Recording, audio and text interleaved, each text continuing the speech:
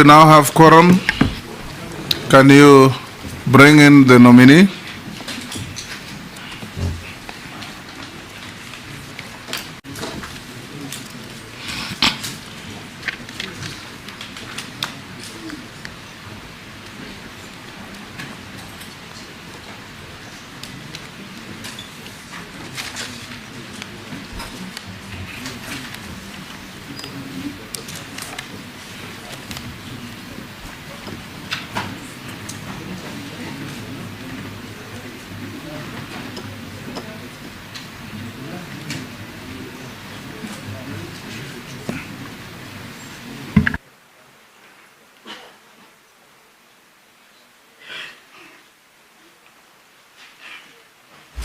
Good afternoon. Take your seat.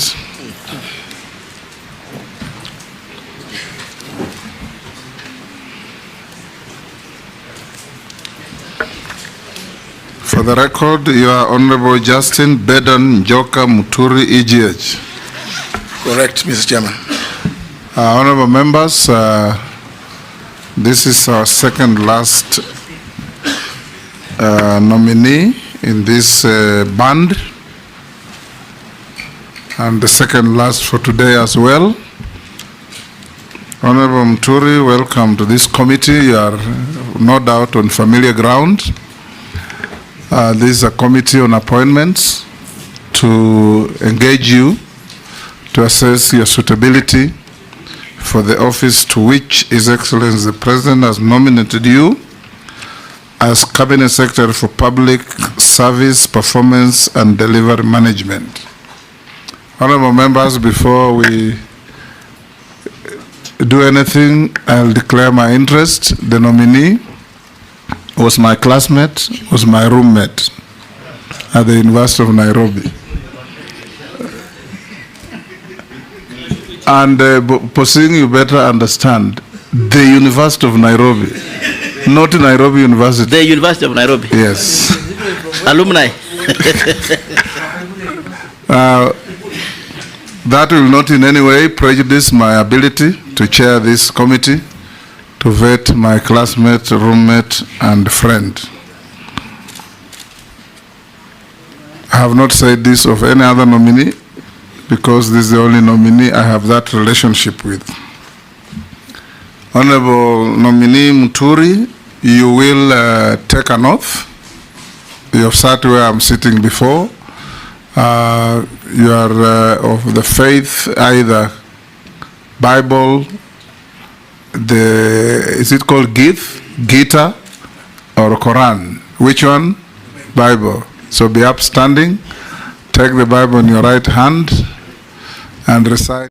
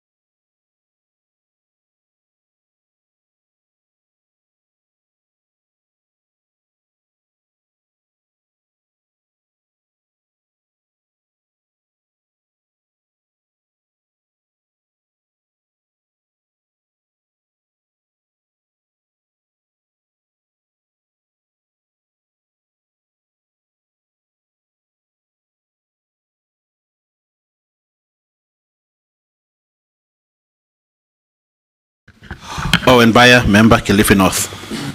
Robert Mbui, MP Kadhiani. Stephen Mule, MP Matungulu. Dido Raso, MP Saku. Abdi Shurie, Balambala. Rehab Mukami, Nyeri. Caleb Amisi Sabuti. We'll start in earnest. Before we ask you any questions, if you have your documents, give them to the sergeant to pass on to the clerk to verify the same. I'll ask you to introduce yourself, even as we know you, your name, your educational background, your work experience, and your key competencies that make you suitable for appointment as Cabinet Secretary in less than 5 minutes. Thank you, Mr. Chairman and honorable members. My name is Justin Muturi, Cabinet nominee for the docket of Public Service and Human Capital Management, according to the letter that I received. My educational background, I may start by saying that I went through local primary schools in the village where I was born in Embu. Left the village, went to Kangaroo School, and for 6 years, and thereafter to the University of Nairobi, where after completion, I joined the Kenya School of Law for a diploma in law. Straight from the School of Law, I was employed as a magistrate, and I served in various parts, including but not limited to Bungoma, and all the courts within Bungoma and Busia, then districts, now counties. Moved to Kiambu in Githunguri and Thika, moving on to Machakos, and finally in Nairobi, where after a period spanning about slightly over 15 years, I resigned to go to venture into politics. At my first attempt in 1997, I did not succeed, but soon thereafter, the vacancy fell, the seat fell vacant through death, and I was elected as Member of Parliament for Siakago constituency, as it then was known, after which I joined Parliament, and in 2002, December, I successfully defended my seat and returned back to Parliament, where I served as opposition chief whip then, because the party on which I had been elected and been trounced very badly in the 2002 general elections, and we became the opposition. While that's the Speaker, Chairman, and a few other officers. Mr. Chairman, in 2007, I lost the parliamentary seat, and I was out of Parliament for 5 years, during which period I was deeply engaged in the constitutional review programs that were there. And I was finally elected as to chair the Center for Multi-Party Democracy. After that, Mr. Chairman, in 2013, after the general elections, I was elected the Speaker of the National Assembly, a position I held for 2 terms.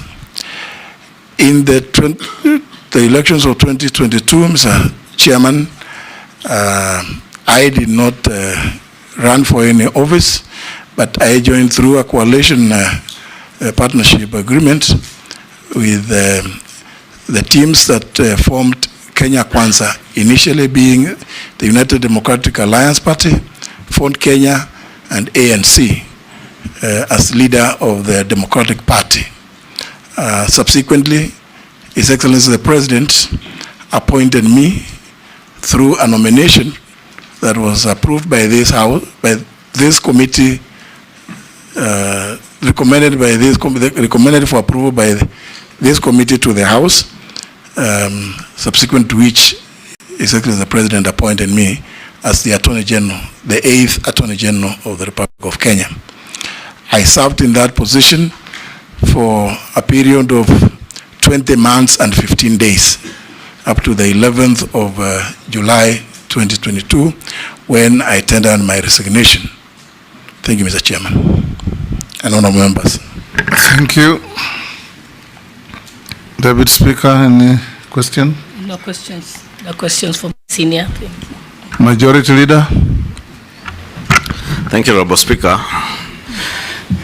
CS nominee, there is a government internship program under the Ministry of Public Service, and many of us have messages from Kenyans, especially young Kenyans who have gone through the internship program, asking what is the plan of onboarding them as permanent staff in government, or linking them with other state agencies, for permanent and pensionable jobs.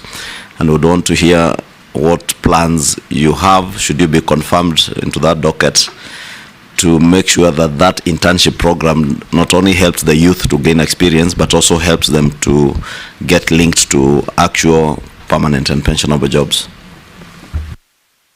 Nominee. Thank you, Mr. Chairman. Thank you, Leader Majority, for that question.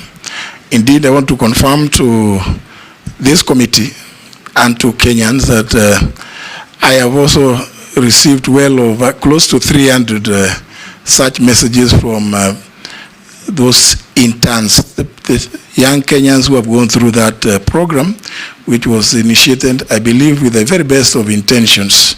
But unfortunately, I think the implementation has faced some challenges because young Kenyans have been taken through the program, posted into ministries, but after 1 year, they find themselves back on the streets. Indeed, it is a very challenging thing. Mr. Chairman, my personal view about this program of internship, before I come to say what I think should be done, is that it should be changed to not just a public service commission internship program. It should actually be a Kenya national internship program, where both government and the private sector become active players. I believe it would have been much better if the program had involved the private sector, because the skills that these young Kenyans have are varied. They're not necessarily trained to go and work in the public service. Because sometimes you may find a university graduate that has been trained in agriculture, for instance, being taken to the Ministry of ICT.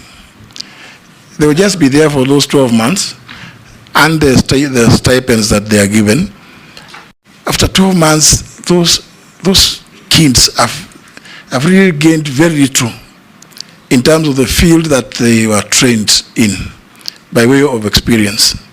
So, Mr. Chairman, my view is that this program should be worked, reworked, re-engineered, so that the young Kenyans that are taken into it are taken including the private sector, where indeed the private sector would be encouraged.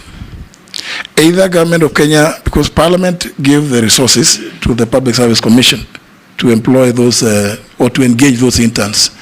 But if we expanded it, it means that either the government of Kenya would have young Kenyan interns being taken to various places in industry, both in the public sector and in the private sector, where their skills would be much more relevant and be much more useful. And thereafter, either it can be agreed that government will pay for continue paying their stipends, or in the alternative, those private sector players to whom the interns would be attached would be given some incentives, and indeed perhaps if we did that, we could find that we could actually attract more Kenyan youth in the internship program than the current numbers that we take today.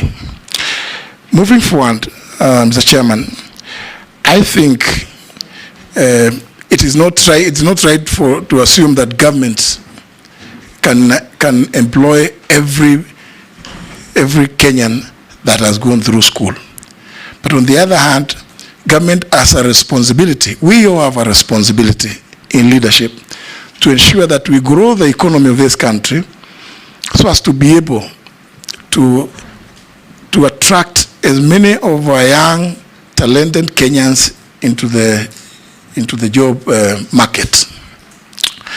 Therefore, Mr. Chairman, this is a program that I intend to, if I find favor, as Mr. Chairman, you have I've had you say from time to time, you have find favor with this committee and the House and get confirmed into this position through appointment.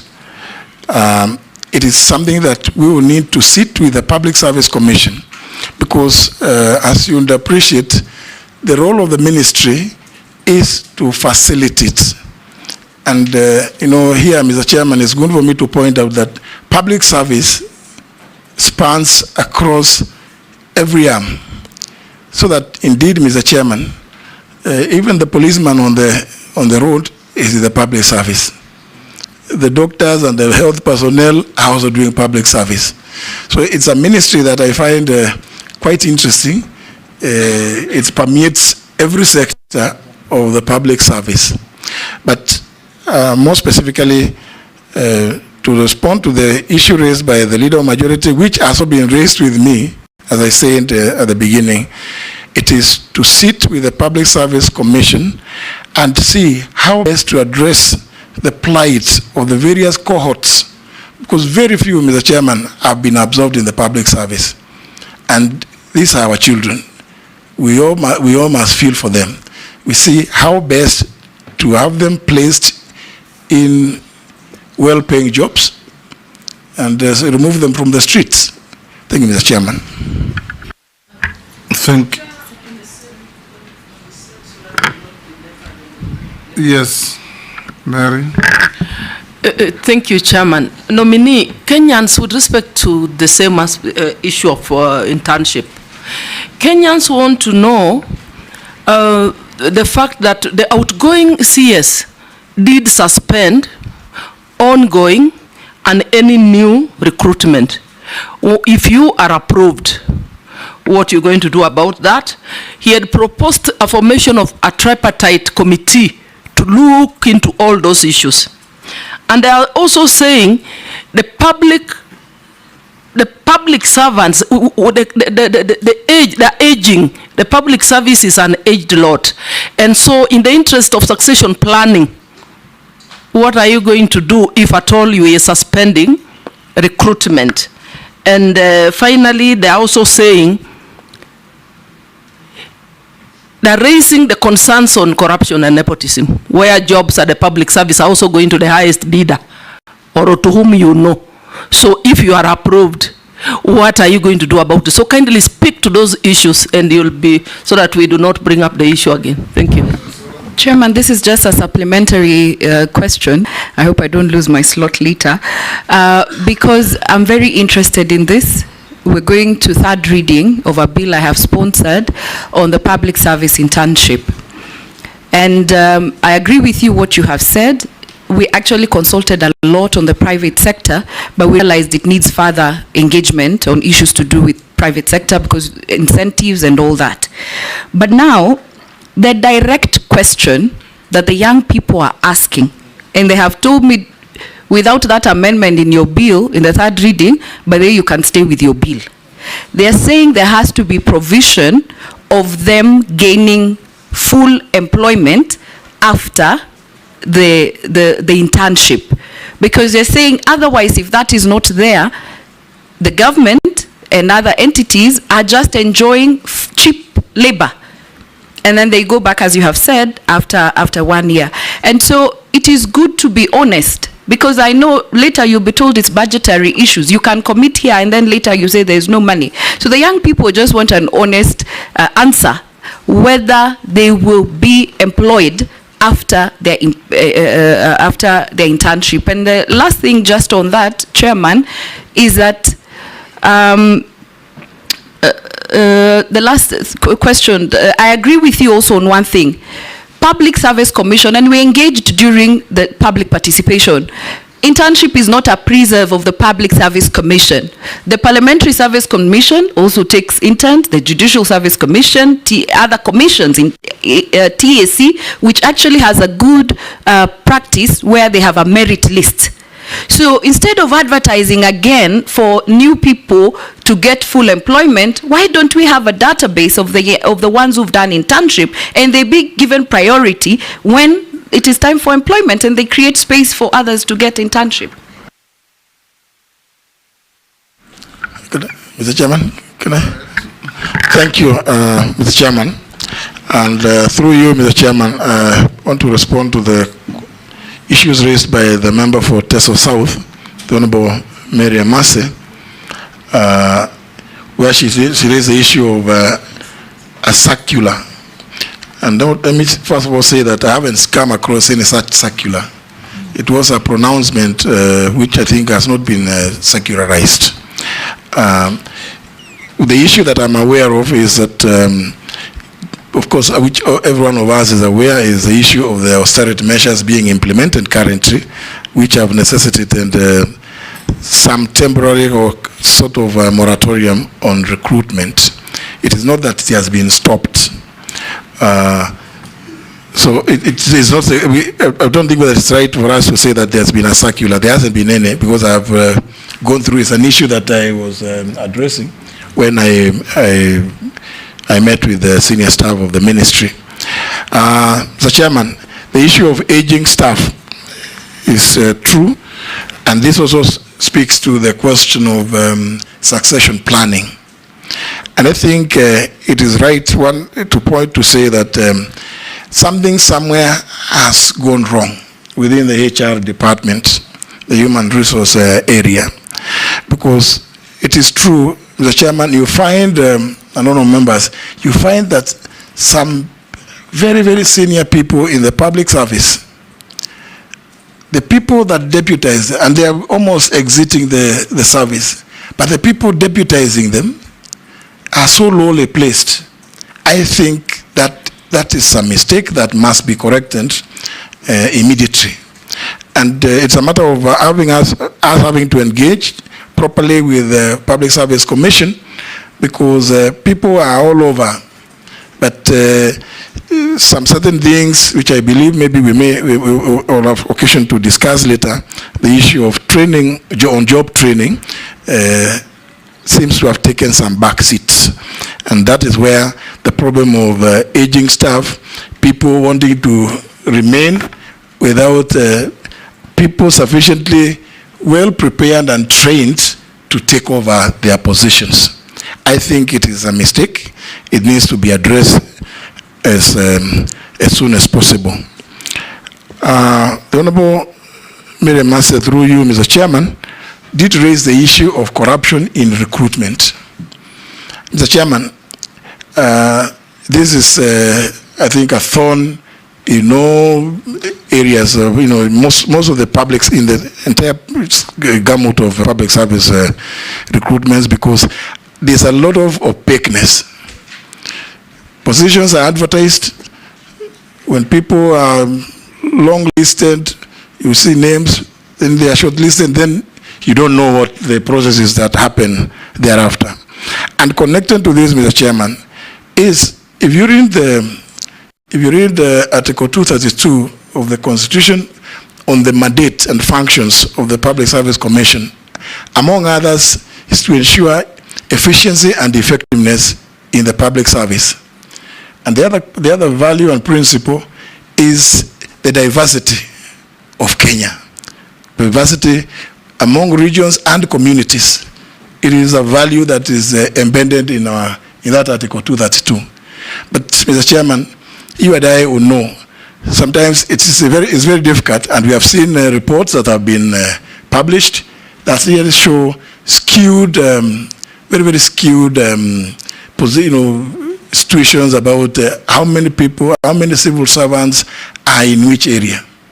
And Mr. Chairman, I'm not blowing my trumpet, but I want to tell the country and this committee that while I worked here, we had occasion to, first of all, before making placements, to indicate, first of all, to get to know how many people already are in service and from which counties, so as to ensure that those counties that do not have representation here, even through affirmative action, get the chance to work at this premier institution, national premier institution called Parliament. Mr. Chairman, in addressing this issue, these are some of the practices that I would want to suggest to the Public Service Commission to employ, because every part of Kenya deserves a chance to serve in the public service. Mr. Chairman, I have sympathy with what the Honorable Lesunda, through you, has been told by the young people as she was processing her bill. Mr. Chairman, we must say this without feeling shy about it. It may not be possible for the public service, indeed not just me, it cannot be possible for the public service to employ every Kenyan that goes through the training. But it is the duty of government to ensure that we have policies and programs that make it possible for the economy to absorb those whom we train in our various institutions of higher learning and others. So it is an altruism, and I think I want to agree with the honourable member that I don't want to be visited by, to be haunted by nightmares. If I give a commitment here that we will absorb, the chairman, we may not be able to, but we have to look for ways of ensuring that those that have been taken through the process finally find some placement one way or other. There are various options available. Thank you. Before he moves out of that, Honorable Speaker, would you then, if you may not assure them of placement, but at least priority when opportunities arise, especially now that there has been a pronouncement that those who are above 60 years of age will not have their contracts being renewed or extended? Actually, I had noted the issue of priority, that yes, and I think we must take a lead from what the president said the other day when he was at a pass-out parade for the NYS recruits, when he suggested to the Kenya Defense Forces and the National Police and other security agencies that please, when you're recruiting, because the people that go through the NYS first of all get a 6 months paramilitary training. So it makes perfect sense that if possible, do about 80% of those, and they come from every corner of the Republic. So even in respect to these interns, I think we should give priority when it comes to absorption to those that have gone through the program. Thank you. Junet. Thank you, Mr. Speaker. Mr. Chairman, through the nominee, there are one or two issues is for clearing the air, and one is a question. The ones of clearing the air is you served as Attorney General for the last, let's say, 2 years now, a few months remaining. The issues that came that people were not taking your advice, whether they were legal or they were non-legal, I don't know, but your advice, which I assume they were legal. Could you touch on that matter? And then the other issue is when you were working at the Attorney General. Which people? He was not advising people, he was advising the government. Yeah, I'm saying. So be specific with your question. No, I'm saying there was accusation, there were statements out there saying that your advice was not being taken. There was a statement out there in the public domain that your advice was not being taken. So the advice could be taken by the government people in whichever capacity they are serving. Then secondly, the issue of when you are running the office of the Attorney General, there were issues, I found that one in Parliament, between your office and the Public Service Commission in terms of recruitment of that office. And now you are going to be working with them in terms of policy, you will be in charge. How will you take care of that? Then my last question is, the President, when this uprising happened the other day, one of the statements he issued was that people who have reached the age of 60 years must leave the civil service. But there are people who are 60 now and still working. They have contracts that are running. Now, and that is the way we can bring up the youth into the system when you create space for them. So what do you think you will do if you get favor with this committee and you are appointed? Will you create that space for the youth so that these people who have clocked the age of 80, they should leave, that they leave the civil service? Because they have 60 and not 80. No, I didn't say 80, 60. No, you people, I know why you're saying 80, but I said 60.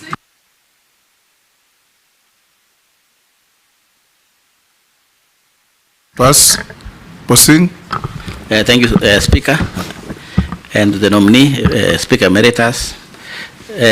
One is, should you get favor, now that the word is popular, should you get favor from committee and approved by Parliament? Please, what practical thing will you do? Will you audit or something like that in terms of community balances in terms of employment in public service? Because that item, although the Constitution prescribes Honorable Speaker Emeritus, but it's being abused. Nobody follows completely. And therefore, it's very skewed. Employment of government in public service is very skewed. So what will you do, an audit or something like that? And how will we know that actually you did that? Number two is have an overlook or a compound look at the counties' public service. Public service. I think, Honorable Chair, if there are people who are, I will say, they are suffering psychologically, are almost the entire employees of counties. Entire counties in this country, 47. Why? Because when a governor leaves, another governor comes, there's a lot of sacking. Everybody's going home. You don't know what's going on. And therefore, that imbalances or lack of security or lack of known or policy makes actually compromise public service and services at the counties. So please, should you get favor and approved? I know you have the demeanor, you have you are a leader of this country. Please make sure that you have an overlook of counties. Counties are suffering. I thank you, Chair. Ikaria. Thank you, Chairman. Disciplinary cases for civil servants. Ordinarily, there is an allegation out there that they take too long for the appeals. If an action has been taken by a ministry, so when they make an appeal comes to the Public Service Commission, then it takes unnecessarily too long. And my second question is about your resignation. When you are invited to make your introduction, I heard you say that you resigned. Yes. Are we expecting another resignation after you're approved? Thank you, Chairman. We can take Amisi. Yeah, thank you, Speaker. Yes, not the nominee. Thank you, Speaker. I just have one question, Speaker. This National Youth Service that falls under your docket is really dear to me because of the youth aspect and the youth population bulge that most countries are grappling with, Kenya not exempted. And if you look at the history of the National Youth Council, started National Youth Service at the independence. In fact, the late director of Stare was at the center of the foundation of this institution where Stare was schooled. And the discipline we get at Stare is the same discipline that was supposed to be replicated in those services. And the paramilitary training just came in later. But you know, the essence of it was to make youth participate in the national building. They get skills at a very small stipend, and they build national. But you see, the way we've structured National Youth Service, it's become a privilege for the who is who that letters are flying around leaders, taking letters across the constituency. The most privileged are getting more letters than the others. But it's supposed to be a program that consumes all our youth into a training pool. In fact, it was borrowed to, this is an issue that has faced many countries in history. US, when they had this issue of youth population bulge, they had what we call the Peace Corps, where young people were being sent across the world to be incorporated in different ways of culture, heritage, and they learn a lot, they come back and they build their nation. This is the problem we have with the youth. We do not know how to do with this chunk of young people for the benefit of the country. How are you going to structure NYS in a way that it does not become a privilege rather than an expanded program that takes all the young people across? And don't talk about the budget, because the problem has always been we don't have enough money. But there's a lot of wastage. That place has become a cash cow. People walk in, do tenders, and they get rich, but the youth are suffering outside there. What is this you are going to do differently in that institution once and for all? Because we've had these talks about NYS for quite some time. What is this unique thing? Nominee, if approved for appointment, which 3 specific reforms would you give priority?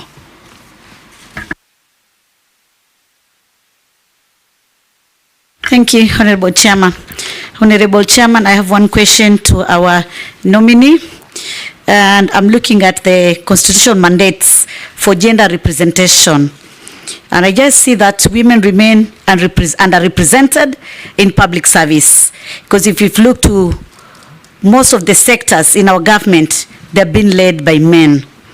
What specific reforms will you advocate to ensure compliance with this mandate and increase women representation? I think as a country we have some laws, but the problem is implementation, or rather enforcement. I thank you, Honorable Chairman. Can you deal with those? Thank you, Mr. Chairman and honorable members. Well, let me begin with the issues raised by the Honorable Jeanette, Mr. Chairman. And just say one, I think sometimes our media, and we have to give it to them, are quite innovative. Sometimes how they innovate sometimes can cause you a lot of jitters. If you read the story, if you saw the headline and you read the whole story, you could not relate the two. Because in the middle of the story, inside this, I think on page 2 or page 3 of that newspaper, they went ahead to say that 99.5% of all advisories given by the Office of the Attorney General have been taken and implemented. Perhaps, Mr. Chairman, if it pleases members, I could give an exit report on the performance of that office for the 20 months and 15 days that I was in charge. So that story was not correct. That advisories were not being taken, because the office gives advisories in respect to very, very many issues. International law. In fact, the office gives legal advisory opinions even to the county governments. And I cannot even remember which one was never implemented. If there was anything that may have perhaps not been implemented, could have been maybe the things that we advise ministries, because as perhaps the members will know, the Office of the Attorney General is signatory to every cabinet memo that is generated by every ministry. And on occasions, we've had to return very many memos to the various ministries, and I've had to issue a circular to all ministries telling them, because they always insist that the AGs always gives them state council to sit in the ministries. So we asked them, what are those state councils doing? Because they will bring requests which are so raw. So maybe those are the only ones that they can, maybe somebody could say, those may not have been taken, because there are some ministries, some cabinet secretaries who would always argue that they think the office of the Attorney General is the mortuary where their proposals die. But they die, they never used to die there. We would always return the half dead and the corpses to them to go and bury in their respective ministries.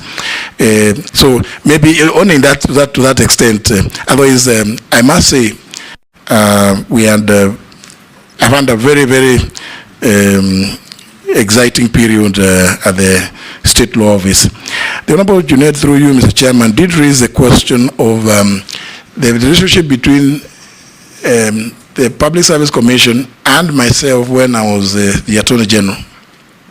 Mr. Speaker, Chairman, the relationship I had and the proposals that I put through, and I must, Mr. Chairman, through you, thank the National Assembly for, and through the Chairman of the Justice and Legal Affairs Committee for agreeing with my proposals, Mr. Chairman, that there was need for the office to be given the autonomy it required to recruit its own personnel.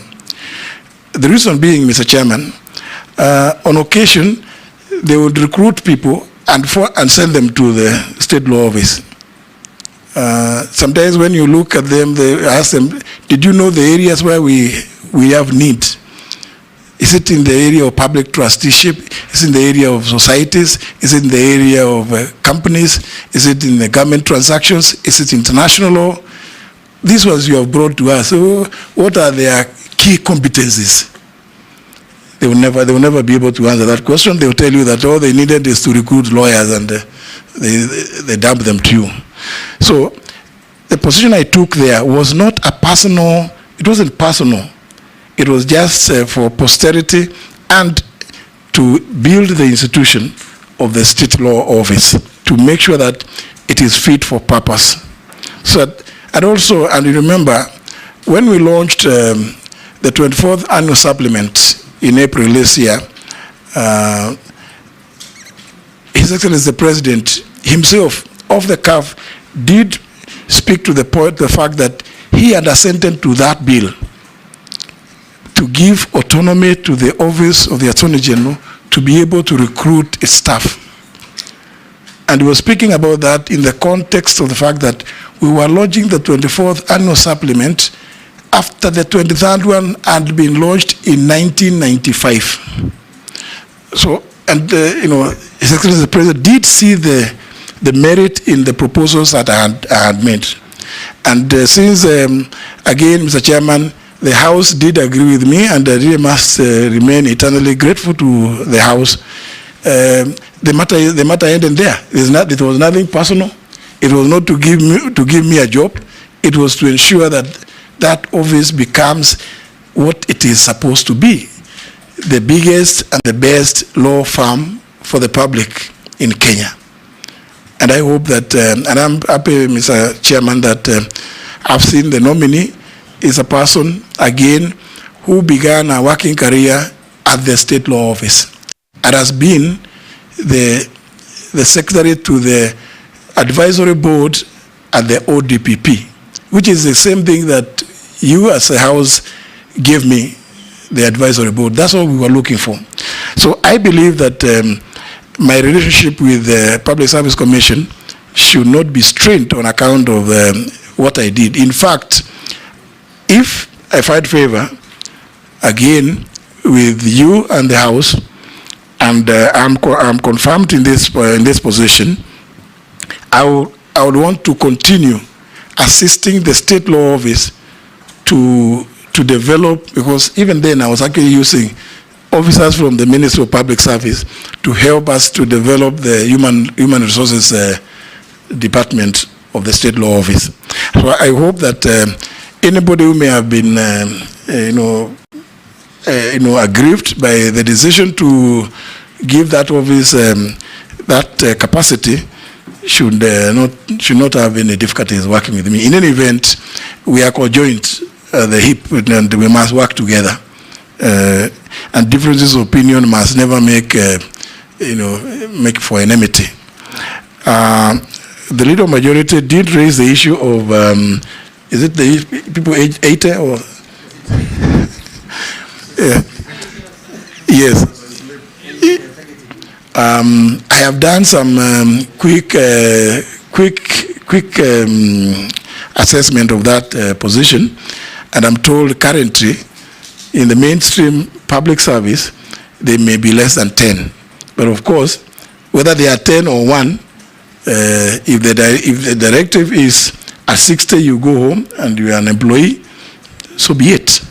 We just must live by the law.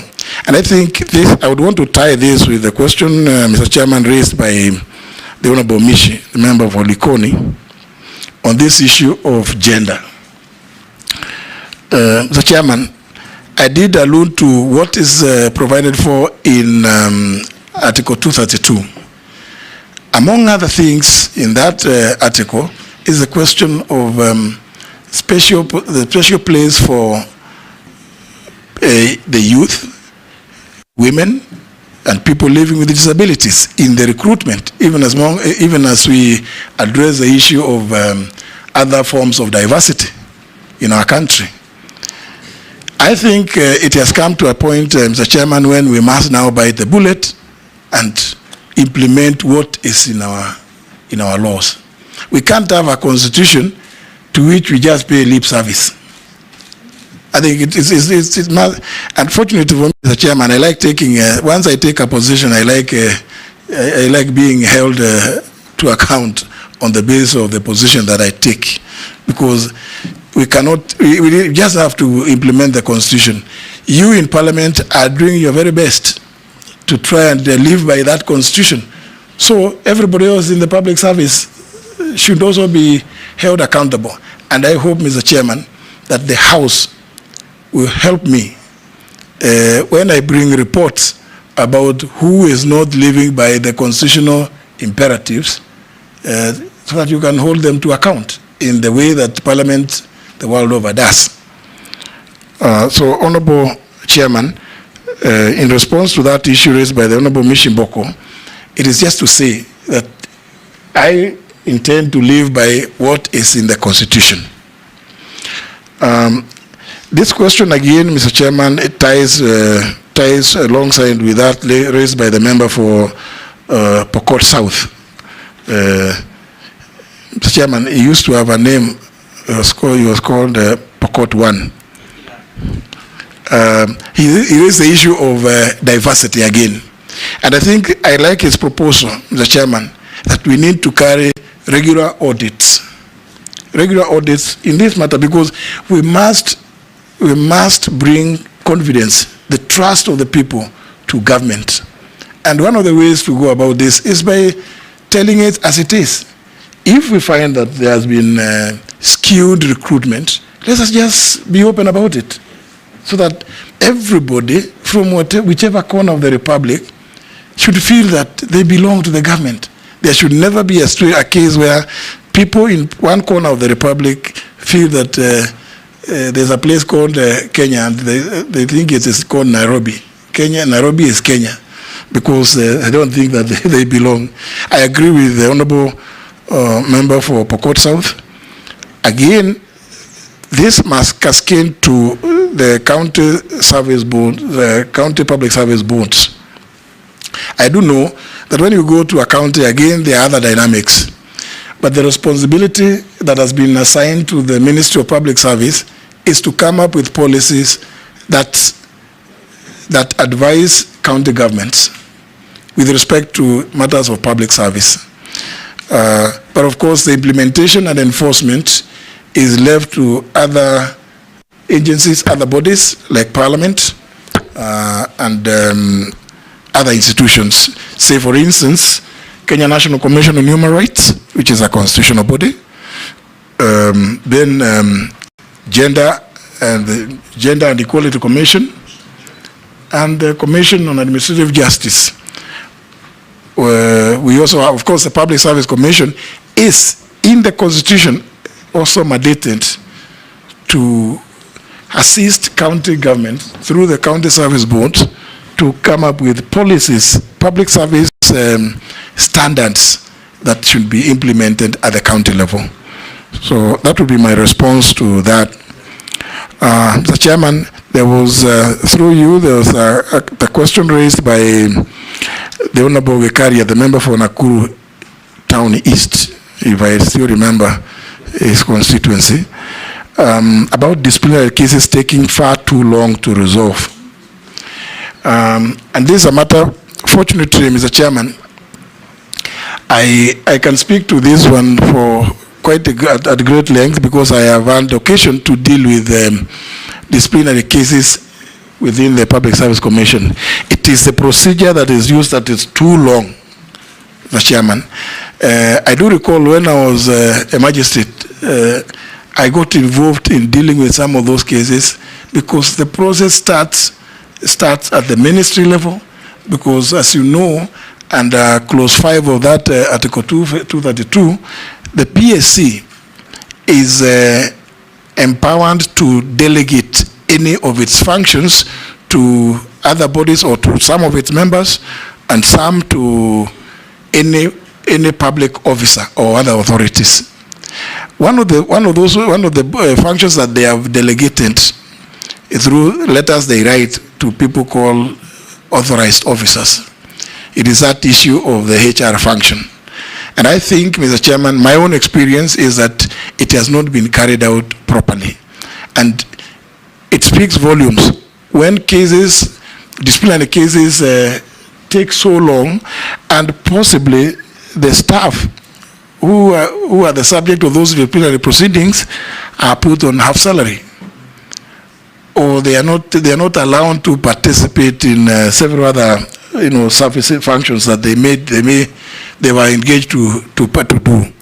So it's a matter that I think we need to streamline the procedures so that matters can be resolved. And at this point in time, when we are all talking about leveraging on technology, I think these are matters that should be resolved much faster. On the question of resignation, if I got the Honorable Gekaria properly, he said that he saw that I had resigned. That's what is in the Kenya Gazette. It is true indeed that I resigned, and there were reasons.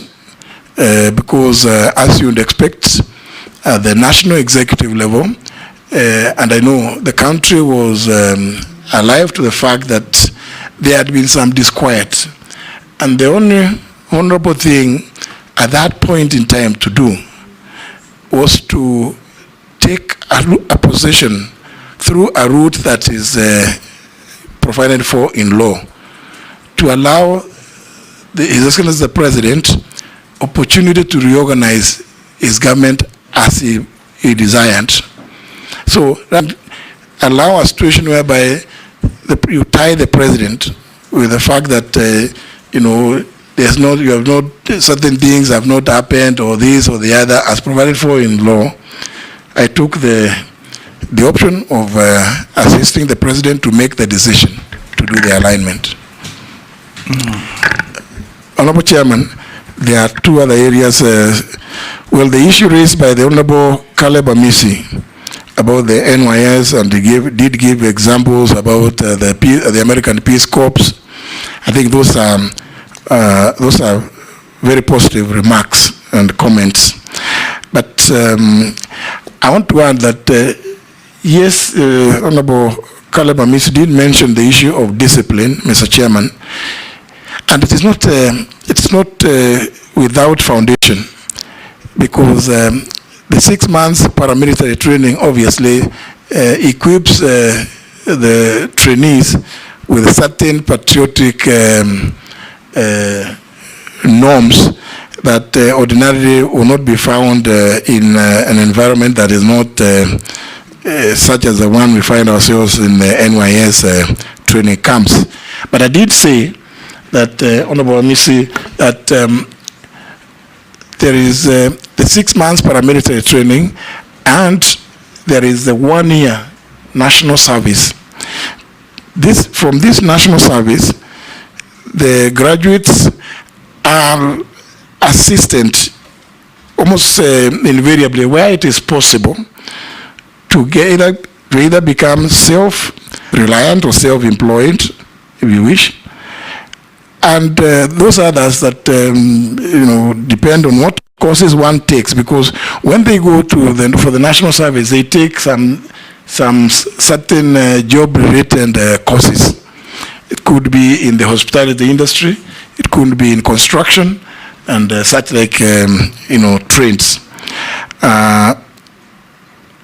And those that also wish to continue with further training are encouraged to join currently the TVET programs within the Ministry of Education, where they would go and to get either diplomas or certification at the TVET level to equip them further for the job market. I want to agree with the member that indeed there have been incidences where corruption has been mentioned.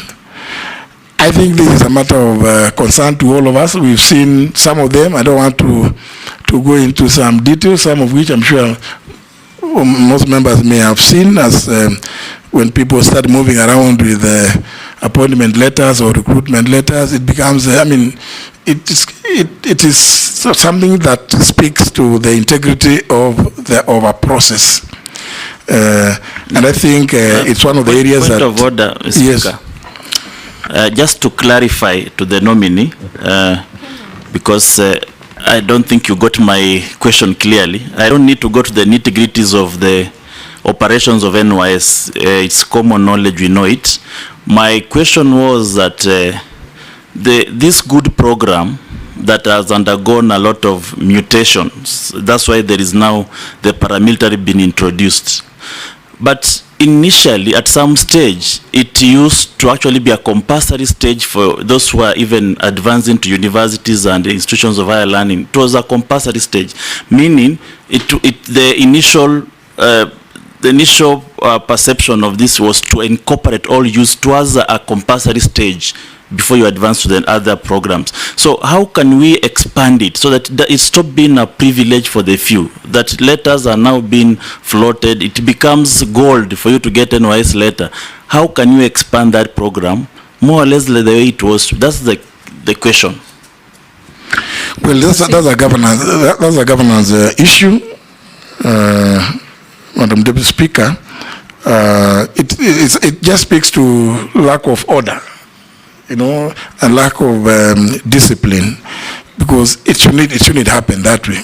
But we do know that it has happened, and it does happen. But of course, the corruption that you mentioned about, other than this one of recruitment, this can be addressed, because we just have to be everybody to play their part. There are those of us who will be charged, and in this case, Parliament with the oversight. And I must say that recently I watched some debate at which the House properly expressed itself with regard to some of these processes that have been happening. And I think that is the route to go, so that everybody knows that even as you undertake certain or any of the processes that you are enjoined to undertake, there are others who are watching, and there are others who will hold you to account for your actions.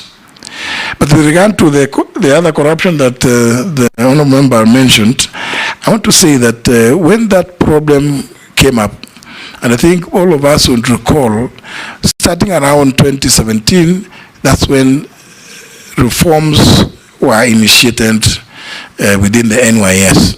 And that's how by 2018 we came up with the National Youth Service Act of that year, which, among other things, introduced a council as an oversight body. And I think as Parliament, through the various committees, you are at liberty to call to summon the council, and because they play an oversight role. But it is the National Assembly that has got general oversight over all national state organs and state officers. So indeed, I think on this, we play together whenever there is an issue that is being raised in this field. I would want us to be summoned by the relevant committee of the House so that everybody be held to account. The Honourable Member for Nyeri, Chair, didn't raise the issue of the priority reforms that I would want to undertake. And what comes to mind immediately is the institutionalization of the performance management program, so that even as we do performance management, we hold people accountable for what they have undertaken or contracted to deliver within specified periods. And also, in my view, I would want to prioritize a reward mechanism, reward scheme, not necessarily monetary. And I've seen this, Madam Chair, in the judiciary.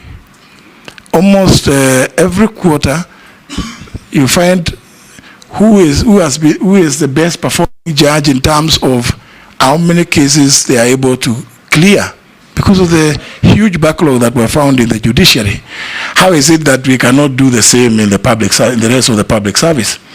Let us reward and recognize performance so that even promotion, even the areas we are talking about the succession planning, it also has some basis.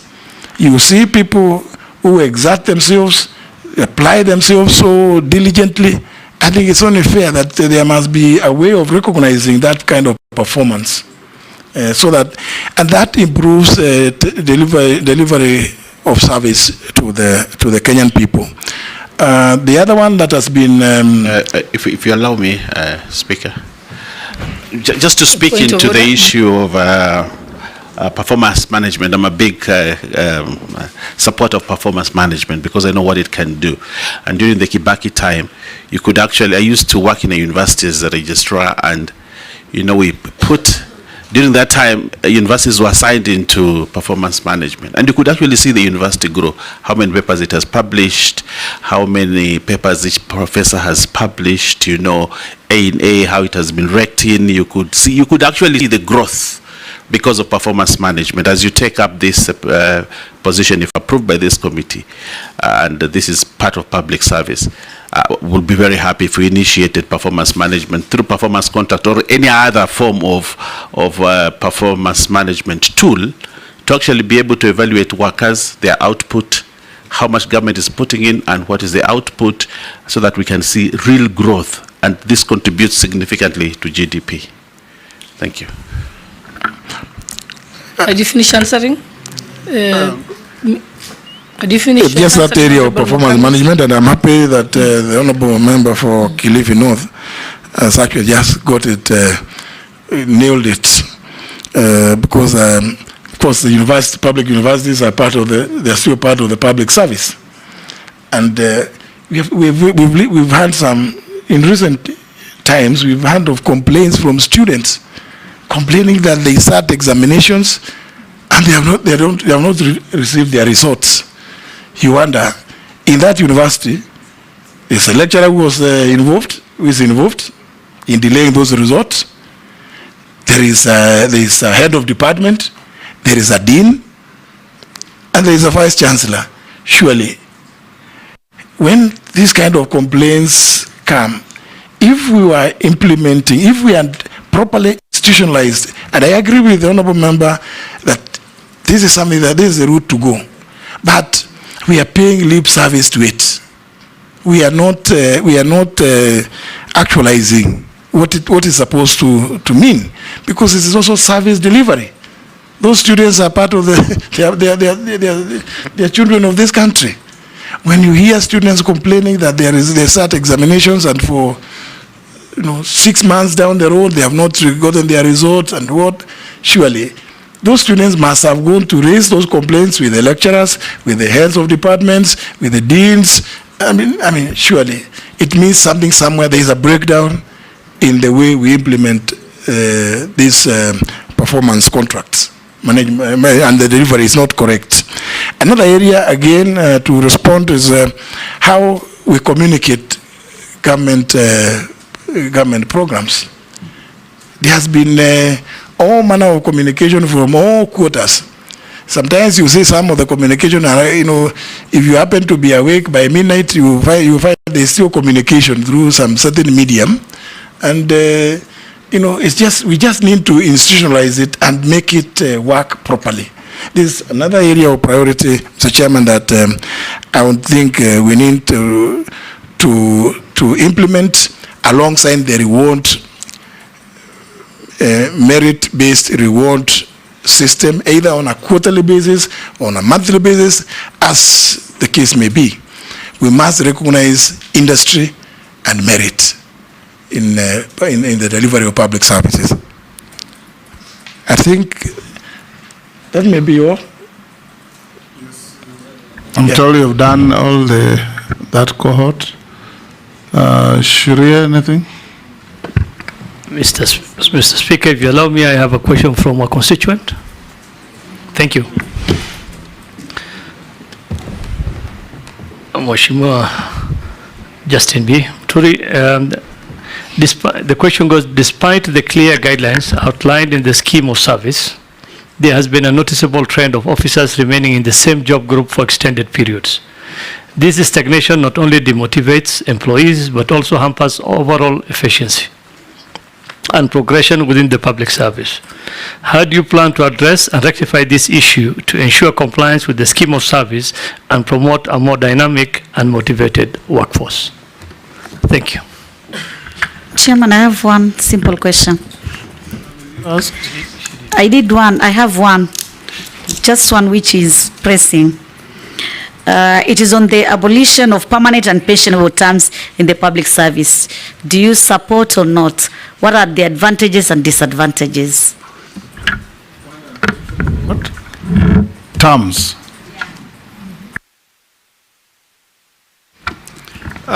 Thank you, Speaker. Mine really is not a question. I just want to comment.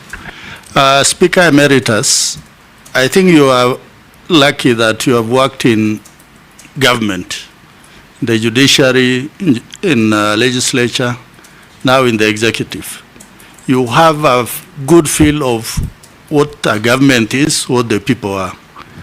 I think what Honorable Kosin there said, the idea of regional balance, the idea of ethnic groups included in civil service, the idea of merit, I just want to emphasize that. I think as you go around, it is important to look at not just the entry level, even at the middle and the top.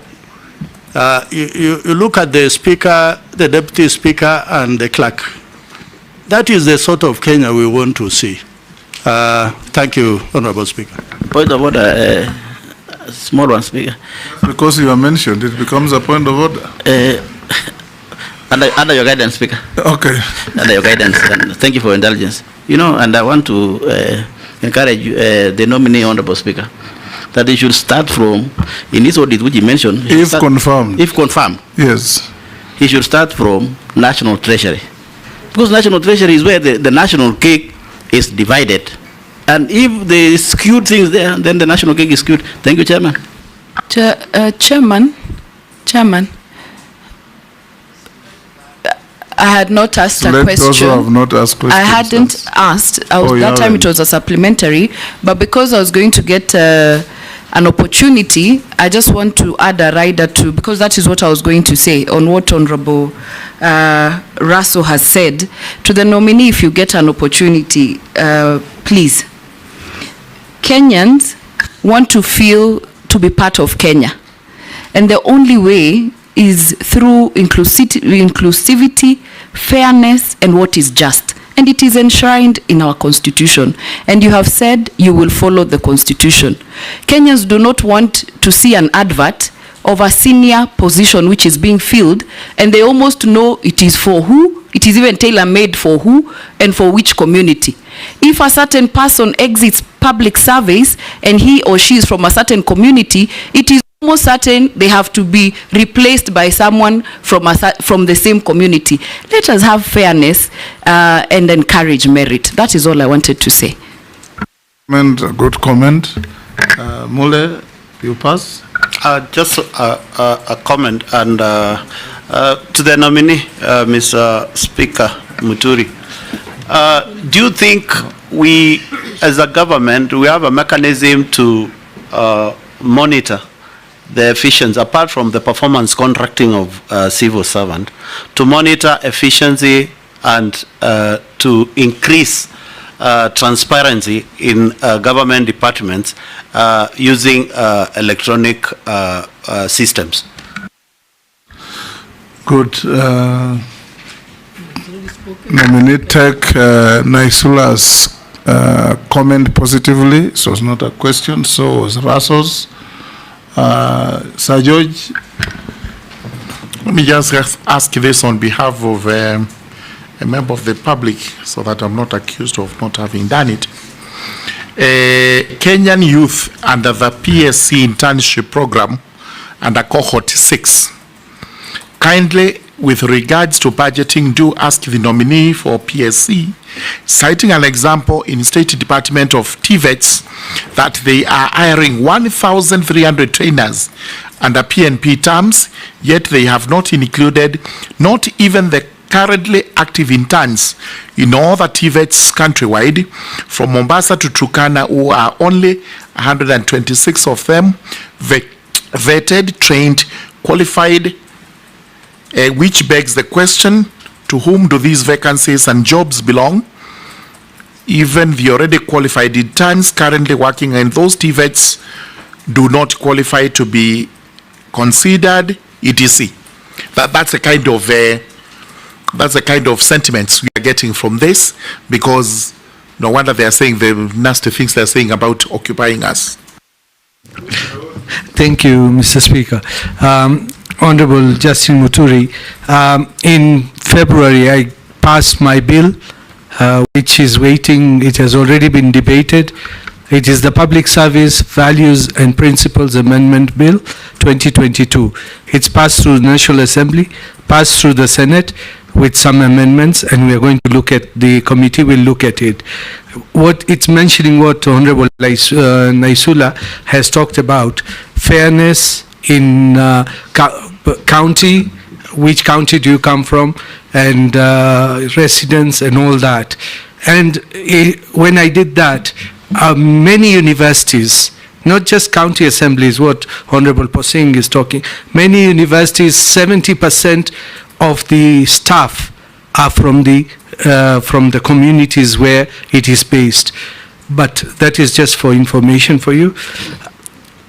For county assemblies and county government workers, we've got, for the national government, public service has got 17 job groups.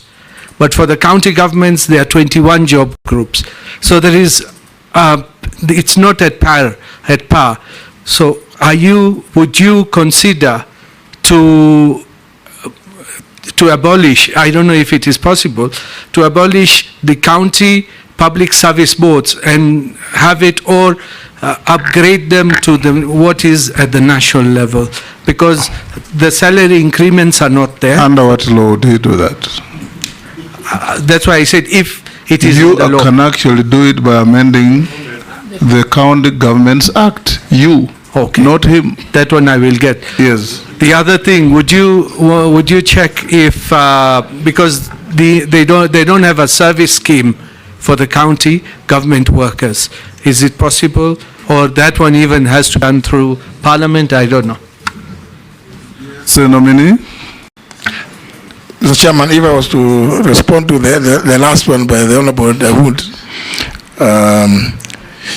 again, it's a function. That particular area with the counties is a function given to the Public Service Commission under Article 234, one of their functions.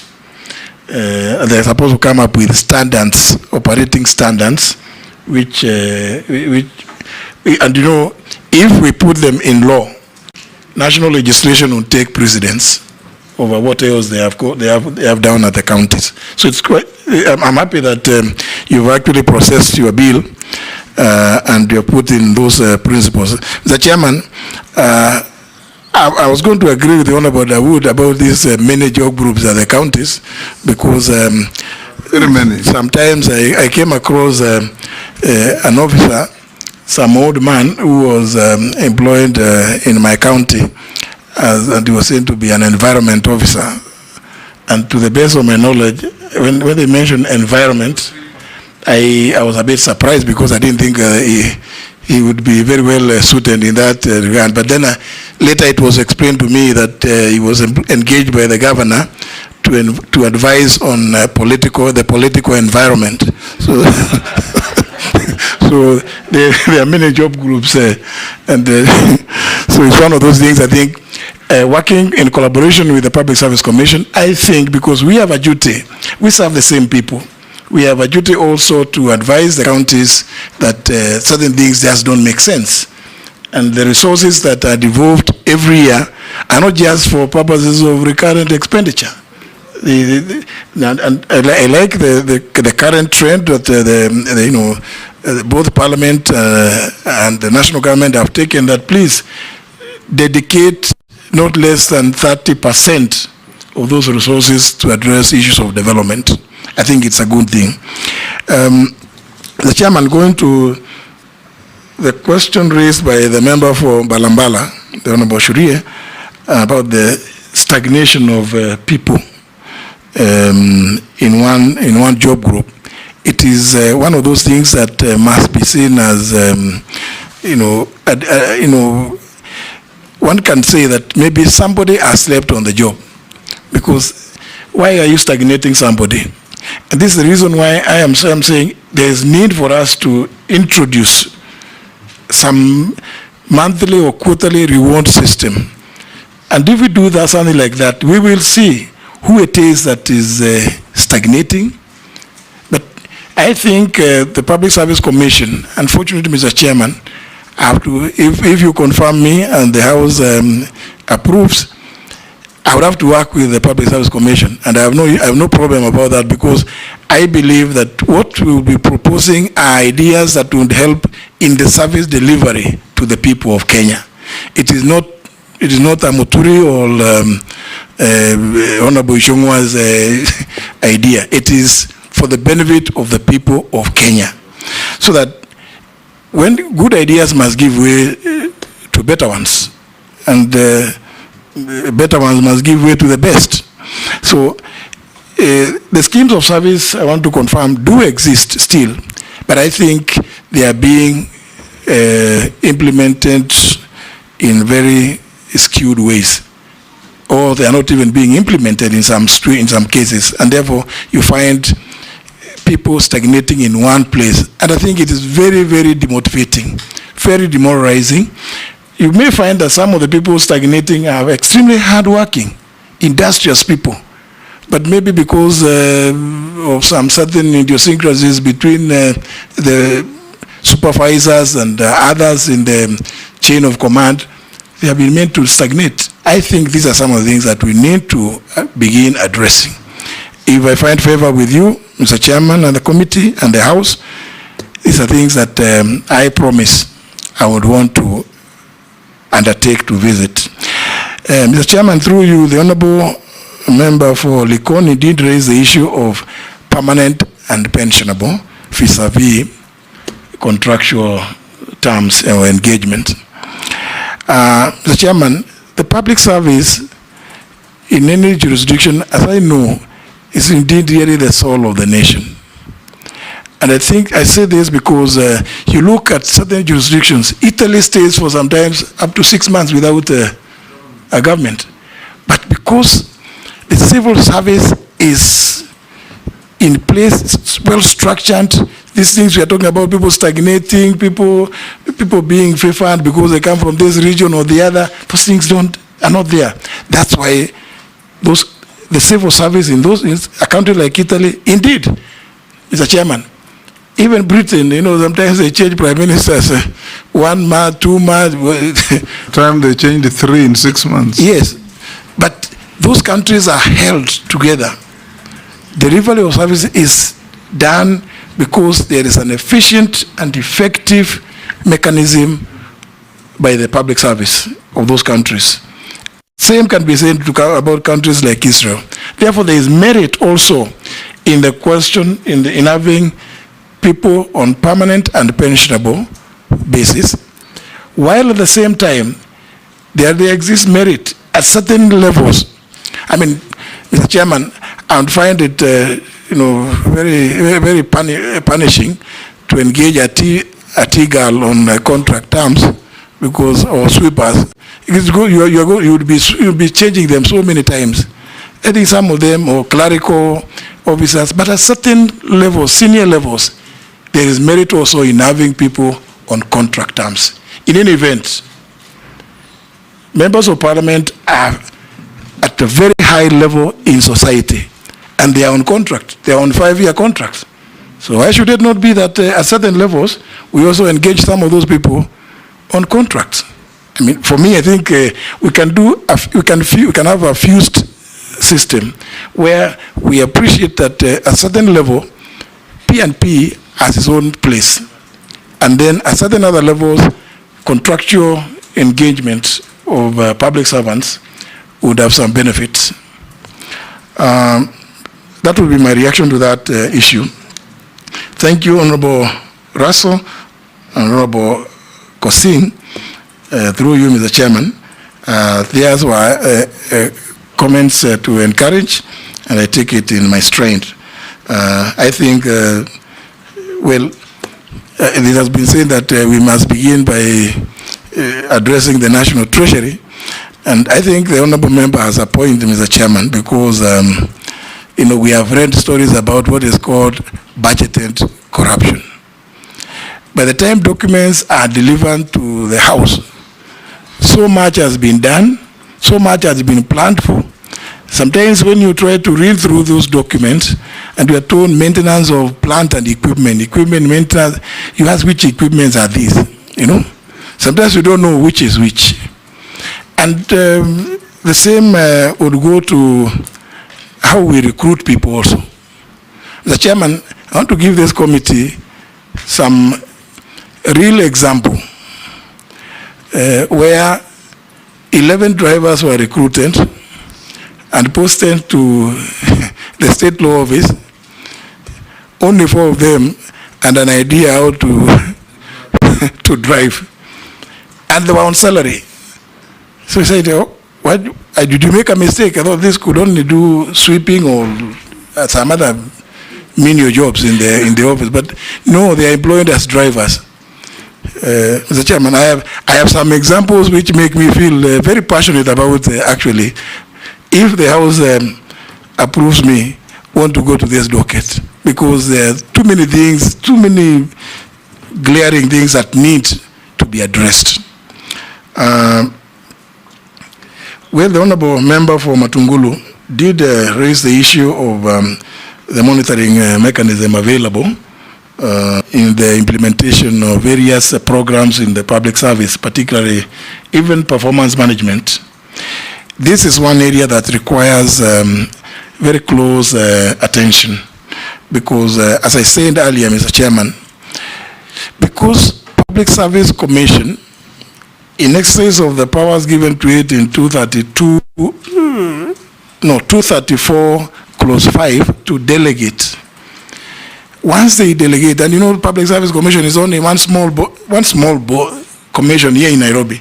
It is not in Turkana, it is not in Embu, it's not in Bungoma, it's not in Narok. It's just here in Nairobi.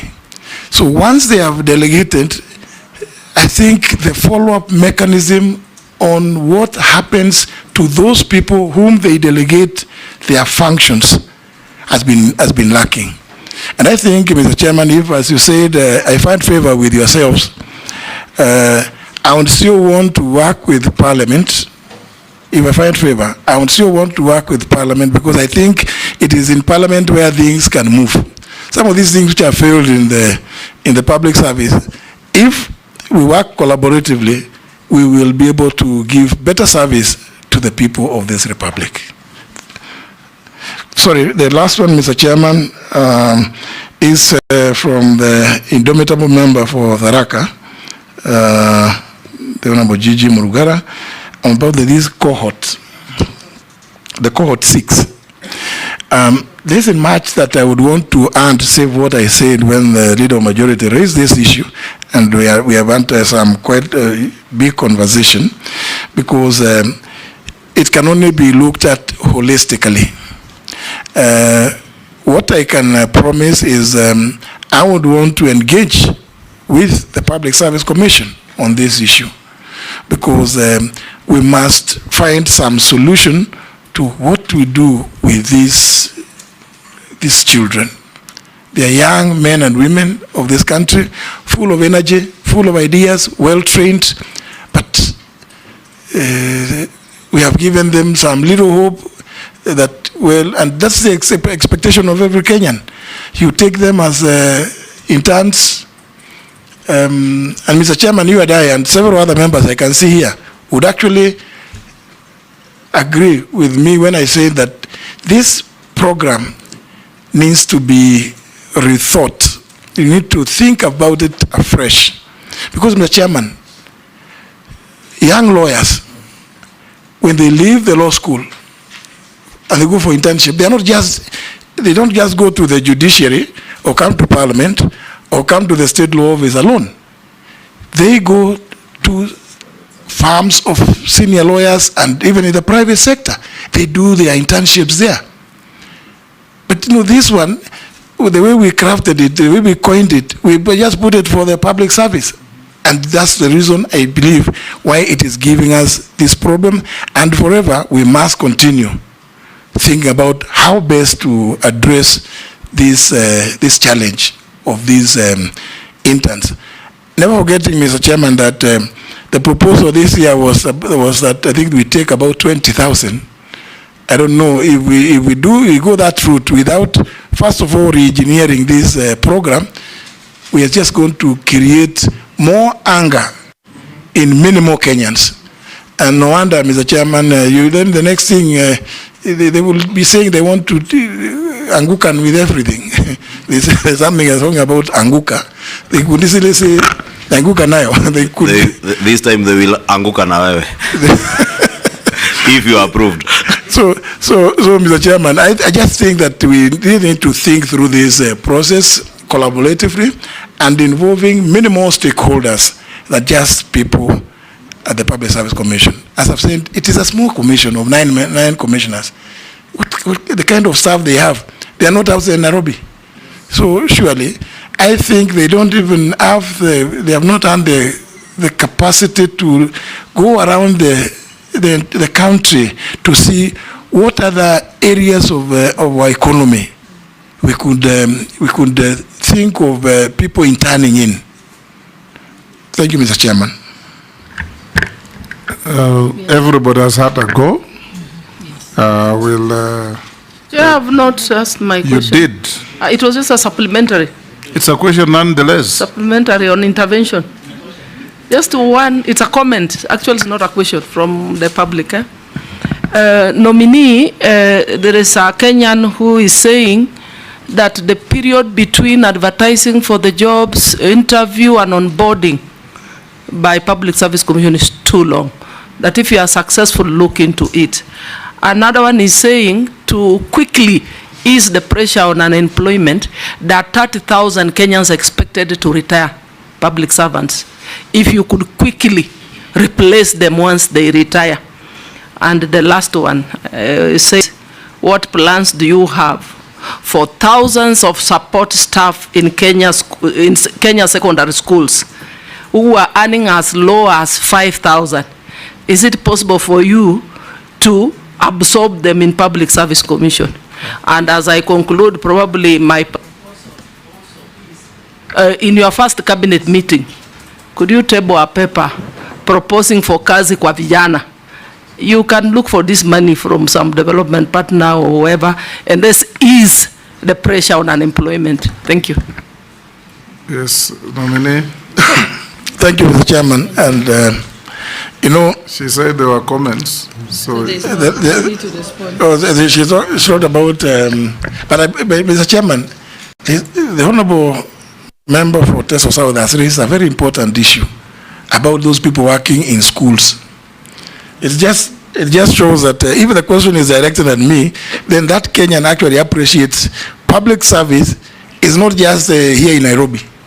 So if I find favor again, Mr. Chairman, then the Kenyans know that they will find me even in those schools, because those head teachers, those they called principals, are your agents. They are my agents, because they are also employing Kenyans in public. In public. So, and of course, Mr. Chairman, as I write down on this, if you walk through into any government office, including police stations, you find very well written service charters. But you know, they are just there in on the wall. You'll go, you find somebody even in hospitals, public hospitals, very nice service charters, vision, mission. It's just like as you drive past Nyayo House. This is a corruption-free zone. I said, oh, this signboard is misplaced. Even as your house. And then others, you see, no smoking zone. Then you have to find the people who are there. So I think, Mr. Chairman, public service cuts across so many sectors, and I'm happy the member for Teso South has raised this issue about people working in schools. Indeed, all those people are managers. They are people who are supposed to help us, because even when they mess in those schools, it is the government, and not usually it is the national government that takes the flak. So, and you know, you go to a police station, a citizen is reporting an issue. The way they are addressed, they start cussing why they made the decision to go into the police station. Surely, is it not possible that in the 21st century we can offer public service with a smile? Please, the person who has come to a police station, surely, he is not a mad person. They know the power that that you have. They know you have guns. They have come for help, for service. Mr. Chairman, I just want to say that if again I find favor, yes, watch this space. Good. You know, if in that messaging, for a long time, almost 10 years, at the Ministry of Health, there was a big sign there. This is, cigarette smoking is not permitted on these premises. And there's a Kenyan who used to go and stand next to it and smoke bangi, because it's not a cigarette. You know, tell them also to do their messaging properly, you know. Now, we've come to a near end. I have a few issues from the public. Some of them we have already dealt with. But since the public is watching, we have a duty to pass on to you. Why is the PSC employing UHC staff on contract terms and paying them only half of their salary, even though their pay slip shows a low salary for the work they do? This question was also put to Alfred Mutua, isn't it? This goes against the constitutional principle of equal pay for equal work. Will they compensate for the underemployment? Please ask Honorable Muturi the fate of 46,000 JSS interns. They were employed as interns last year and haven't yet been confirmed. Most of these are also parents and graduated as early as 2012, and therefore the stipend of 17,000 cannot sustain them. Some interns have ended up being depressed. Please give a way forward for them. There are some public servants who stagnated for more than 10 years. How are you going to help them if appointed? I think you asked this. Please ask Honorable Muturi for his views on the current state of mental health among public servants and the plans he has in place to address. I think that you should speak to. What plans does he have, if appointed, to ensure that the staff morale across public servants is improved? While serving as chairman of the Parliamentary Service Commission, the commission had attempted to usurp the role of the SRC by purporting to adjust the salary of members of parliament. Does he still hold the same view? Does he think SRC oversteps into the mandate of other constitutional commissions such as PSC, TSC? Let him explain the nexus between his role as CS for public service and SRC. And the many others about retirement age, stagnation. There are almost 20, 30, but you have already touched on them. Thank you, Mr. Chairman. If I start with one of the universal, is it UHC? Yes, universal health coverage. Yes. Okay. Staff being employed by the PSC. Well, Mr. Chairman, as I've already demonstrated, it's really the function of the PSC. It is their function to employ. But of course, we being policy advisors, we will be in a position. We will be, if we find favor, in a position to have a sit down with the PSC to find out what, why there are those disparities. As they say, some people are getting being employed better than, or being paid better than others, yet they did the same job. Mr. Chairman, on this issue of the JSS, even as much as it's not a matter that I have addressed my mind to, but as I say what I've been reading, given the fact that it's a matter that belongs to the Ministry of Education, it's an issue that, because of the role that the ministry plays, if I find favor, I would want to have a sit-in with the Ministry of Education and the TSC. But more importantly, Mr. Chairman, I think it is important to put a mechanism in which, like you said, some are saying they graduated as early as 2012. I think we need to have a transparent mechanism that of showing when you are recruiting, surely you trained somebody as a teacher, they graduated more than 10 years ago, and you're employing another one who just graduated last year. They have not even, and that is happening, Mr. Chairman. I want to confirm. I know it does happen. I think we need to have a transparent mechanism of ensuring that there is the fairness that we have been talking about. And that is what is required of us. Mr. Chairman, that was I want to speak to the issue of stagnation. I had already spoken about it, that we need to revisit the issue of the service schemes, the schemes of service, sorry.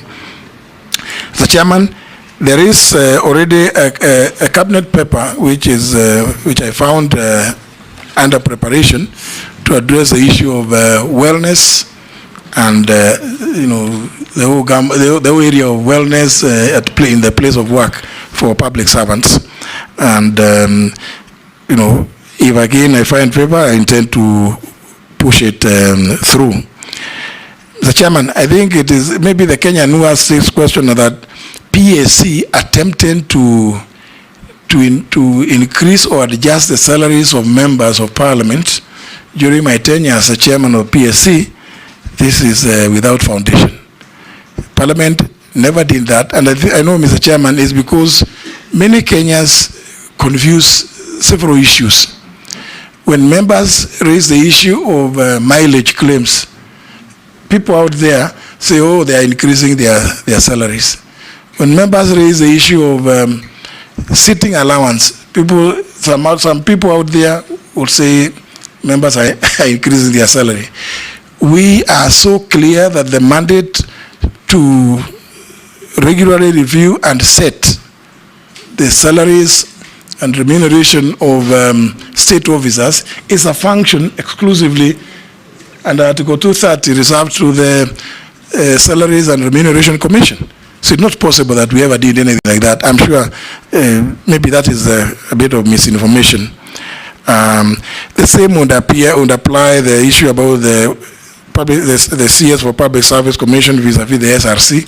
We know the clear, delineation between what the SRC is supposed to do with regard to advising on the salaries and remuneration of people serving in the public service who are not state officers.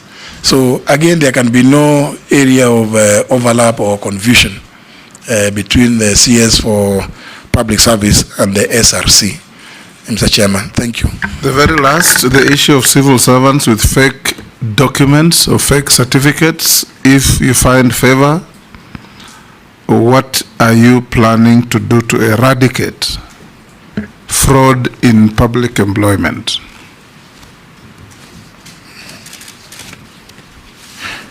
Thank you, Mr. Chairman. I think this is a matter that I think I've seen already some reports that indicate that there were a number of public servants who are found to have secured employment fraudulently using forged documents, academic or otherwise. Mr. Chairman, I think this is criminal. I think to send a clear message to those who are involved or may have been involved, the best thing is to have them arrested and prosecuted, because we must send a clear message that crime does not pay to everybody. So everybody seeking employment in the public service using fraudulent documents should be prepared that when they are found, they will face the full force of the law.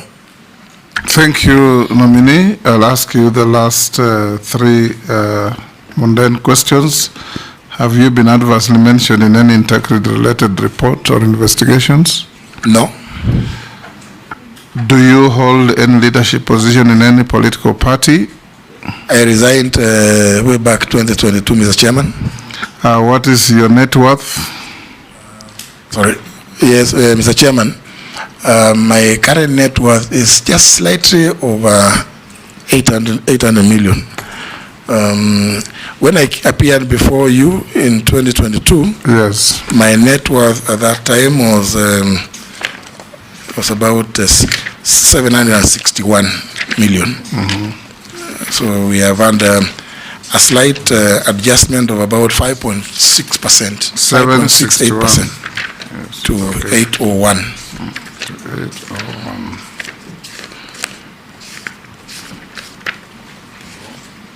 That is 761 to 801. To 801. Yeah.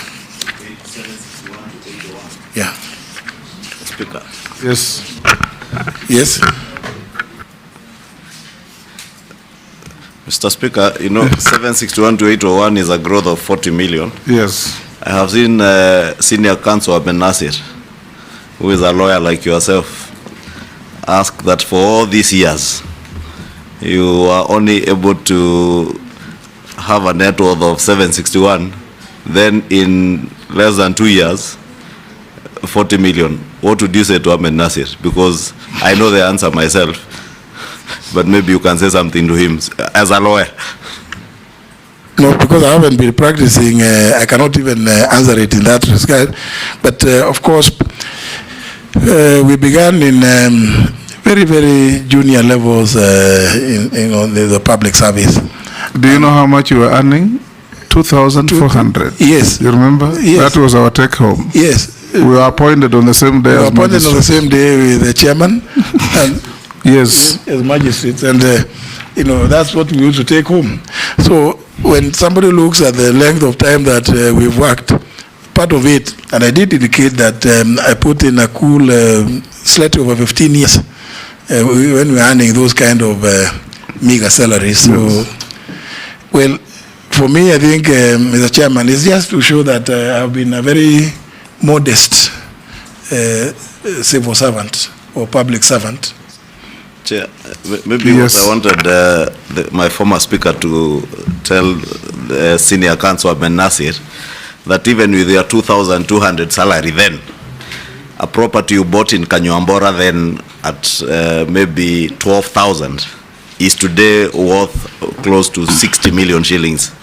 There's time value for money and values keep changing. Even this is just adjustment, most of it is just adjustment in the valuation of some small property that I have in the village. And some little bit of farming activities that I do. Okay, Speaker Emeritus and nominee, we are done with you. We have checked your documents and found them to be in order, corresponding with what we have. We'll ask the sergeant to pass them on to you, and unless you are, I think also the memoranda sent out to you, you adequately responded to all of them. So unless you are otherwise lawfully held, you are discharged to go to your other duties. And face the mountain and pray to find favor. Honorable Speaker, you know when you speak Mr. Chairman, I just wanted to give, this is gratuitous. I just wanted to give, for the benefit of staff, something I call an exit scorecard of my 20 months and 15 days at the state law office. Give it to us. And hold on, Majority Leader was saying so. I was saying on a light note, I can confirm the Honorable J.B. Muturi does not pray facing the mountain. He's a very good Anglican. He does not go to the mountain. There are other people who are known for the mountain, not J.B. Pray to only one God. Morogara has a different knowledge.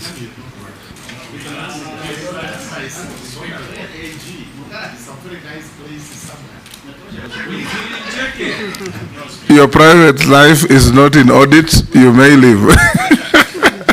Thank you very much, Mr. Chairman and honorable members. Yes.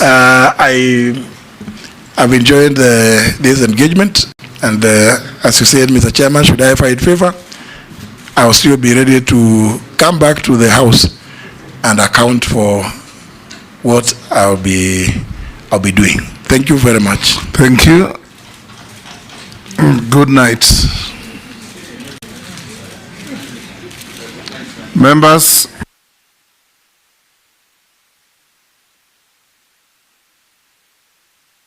the clerk needs 10 minutes to change files. So